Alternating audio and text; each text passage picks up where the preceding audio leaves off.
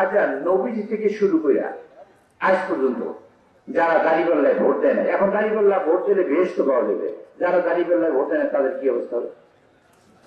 নবীজি নিজেও তো দেয় না, সাহাবারা দেয় নাই, তাবে তাবি সাবে সালিহীন কেউ দেয় নাই।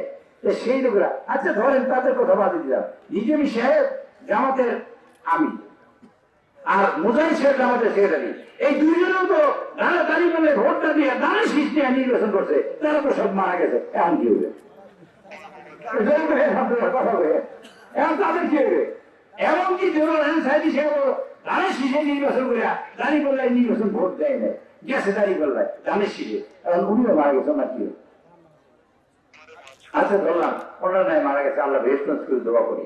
কিন্তু এই যে আমিরে জামাত শফিক সাহেব, তিনি গত বছর 18 সালের নির্বাচনে ধানের শীষ নির্বাচন করেছেন।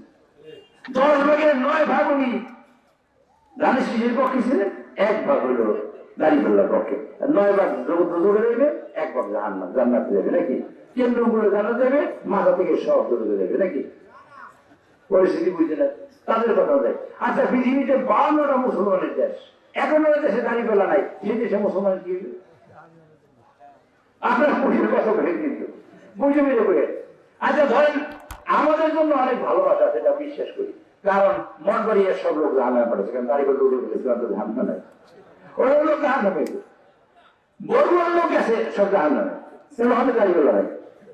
দাঁড়িপাল্লা উঠে গেছে, তারা প্রত্যাহার করছে, নির্বাচন করবে না, দাঁড়িপাল্লায় ভোট দেওয়ার সুযোগ করে না, এর উপরে তো জান্নাত যাওয়ার কোন রাস্তা নেই, আছে নাকি? আমরাও একটা রাস্তা বের করেছি জান্নাত।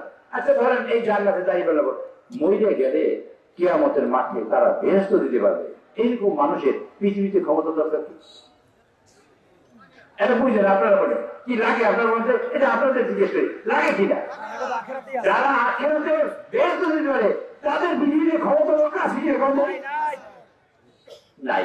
আচ্ছা ধরেন সেই ক্ষমতা নেওয়ার জন্য এবার বিকাশ নম্বর নিতে চান, যাবো এত ক্ষমতা, মরে গেলে জান্নাত, এটা চলো বিষয়ের বক্তৃতা, আমি কিন্তু বলছি না।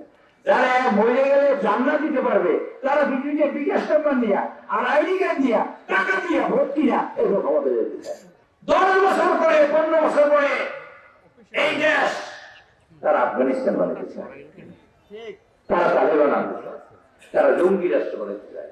কোনোভাবে যদি এখানে দিতে পারে, কোনোভাবে যদি ভোট দিয়ে তাদের এমপি বানাইতে পারেন, সরকারে আসতে পারে, বাংলাদেশ হবে আফগানিস্তান, বাংলাদেশ হবে গাজা।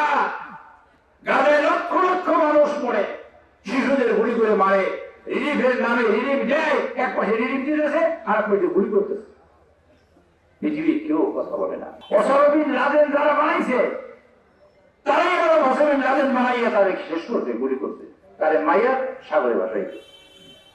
বাংলাদেশে ওসামা বিন লাদেন বানাইতে চায়, এরা তারা এই দাঁড়িপাল্লা লইয়া আসছে।